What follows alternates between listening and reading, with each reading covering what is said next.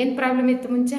ನಮ್ಮ ಪಾಪದ್ದು ಮಾತು ಡಿಲೇ ಆಗ್ತಿತ್ತು. ಸೊ ಹಾಗಾಗಿ ಒಂದ್ಸಲ ಇಲ್ಲಿ ವಿಸಿಟ್ ಮಾಡಿದ್ವಿ ಬಸವ ಅಕಾಡೆಮಿ ಇದಕ್ಕೆ ಅಂತ ನಮ್ಮ ಅಕ್ಕ ಹೇಳಿದ್ರಂತ. ಸೊ ಇವನಿಗೆ ಲೆಫ್ಟ್ ಹ್ಯಾಂಡಿಗೆ ಆರೆಂಜ್ ಕಲರ್ ಹೇಳಿದ್ರು ಬರೆಯಕ್ಕೆ ಬರ್ದ್ವಿ ಮ್ಯಾಮ್. ಇವಾಗ ಒಂದ್ ಸ್ವಲ್ಪ ಮಾತು ಕ್ಲಿಯರ್ ಬರ್ತಿದೆ. ಎಷ್ಟು ದಿನ ಹಾಕಿದ್ರಿ ಕಲರ್ಸ್? 2 months 2 months ಕಲರ್ ಹಾಕಿದ್ರ. ಇವಾಗ ಚೆನ್ನಾಗಿ ಮಾತಾಡ್ತಾನ?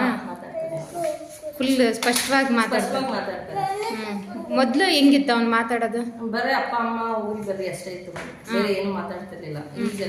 ಈಗೆಲ್ಲ ಮಾತಾಡ್ತೀವಿ. ಎಷ್ಟು ವರ್ಷ ಅವನಿಗೆ? 3 ವರ್ಷದ 3 ತಿಂಗಳು. 3 ವರ್ಷದ 3 ತಿಂಗಳು.